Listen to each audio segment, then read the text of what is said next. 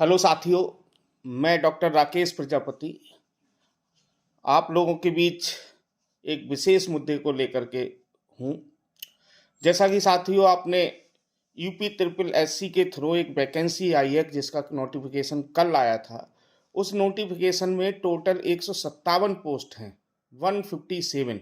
उस 157 पोस्ट में जिस तरीके से पिछड़ों और विशेष रूप से दलितों के साथ, एससी के साथ, अनुसूचित जाति के साथ जिस तरीके से खिलवाड़ हुआ है, जिस तरीके से शोषण हो रहा है, जिस तरीके से उनकी सीटों का बंडर बांट किया जा रहा है, जिस तरीके से उनके सीटों पर डकैती डाली गई है, उस डकैती को बताने के लिए आप लोगों के बीच में हूँ।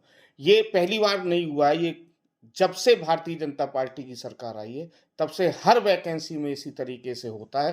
पिछली बार जब लेखपाल की वैकेंसी निकली थी तो पिछड़ों के पदों की संख्या 0 कर दी गई थी। अभी थोड़े दिनों पहले उस मुद्दे को भी मैंने बहुत गंभीरता से उठाया था। यूपी ट्रिपल एससी के थ्रू ग्राम पंचायत अधिकारी की जब वैकेंसी निकली थी, 438 पद थे, उसमें भी केवल 39 पद पिछड़ों को देने का काम किया गया था। ठीक यही स्थिति इस वैकेंसी में हुई है। आई टेस्टिंग ऑफिसर की ये वैकेंसी है। आई टेस्टिंग ऑफिसर की मतलब समझिए ऑफिसर बनना है, और उस वैकेंसी में 157 पद हैं। 157 पद के हिसाब से 21% को अगर देखा जाए तो लगभग 32 या 33 पद जो है अनुसूचित जाति को होने चाहिए थे, लेकिन अनुसूचित जाति में पदों की संख्या 0 कर दी गई है। 0 यानी कि बाबा जी का घंटा मिलने वाला है एससी अनुसूचित जाति के लोगों को। ठीक उसी प्रकार से पिछड़ों के साथ भी इसमें कम अत्याचार नहीं हुआ है। पिछड़ों के लिए 27% संविधान के अनुसार 27% आरक्षण है।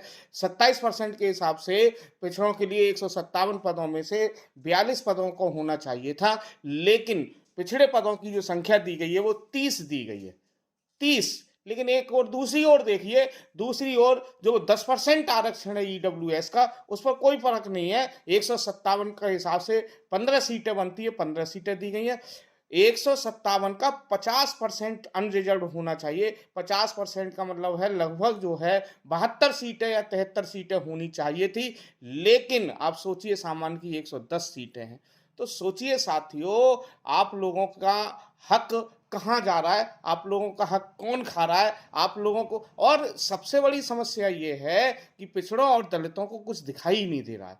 पिछड़ा और दलित सोए हुए हैं, पिछड़ा और दलित अंधभक्ति में चूर हैं। बताइए, दलितों के साथ इतना बड़ा अत्याचार, और मैं कल से सोशल मीडिया पर देख रहा हूँ, बहुत ज़्यादा इसके विरोध नहीं हो रहा है क्योंकि लोग कांवड़ में व्यक्त हैं। दलित और पिछड़े को फुर्सत ही कहाँ है नौकरी करने की, वो तो कांवड़ धो रहा है। अब 2 महीने का सावन, आराम से कांवड़ धोइए, ठीक है, आप लोग कांवड़ धोने का काम करिए, और आप लोग जो है गंगा नहाने का काम करिए, आप लोग जो है मंदिर मस्जिद के नाम पर लड़ने का काम करिए। आप लोगों को नौकरी की कोई ज़रूरत नहीं है। नौकरी को जिसकी ज़रूरत है वो नौकरी लेना है, और आप लोग अंधभक्ति में लीन रहिए। साथियों, अगर आपको लगता है कि मैं आवाज़ अच्छी उठाता हूँ, आप लोगों के मतलब की उठाता हूँ, पिछड़ों दलितों की आवाज़ उठाता हूँ, तो वीडियो को ज़्यादा से ज़्यादा शेयर कर दिया करिए, और मेरे इस यूट्यूब चैनल को भी सब्सक्राइब कर लीजिए, जो मैं हमेशा पिछड़ों और दलितों के साथ जब भी कोई अत्याचार होता है, जब भी कोई इस तरीके का अन्याय होता है, बात उठाने का काम करता हूँ। सोचिए, 157 में पिछड़ों के लिए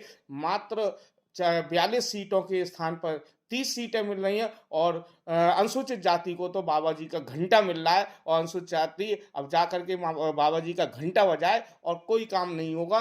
पिछड़ों के साथ, दलितों के साथ इतना घोर अन्याय हो रहा है। इस अन्याय को रोकने के लिए आप लोगों को संगठित होना होगा, और हम जैसे लोगों की आवाज़ को आगे बढ़ाना होगा। तो इस वीडियो को ज़्यादा से ज़्यादा शेयर करें। बहुत बहुत धन्यवाद, बहुत बहुत आभार।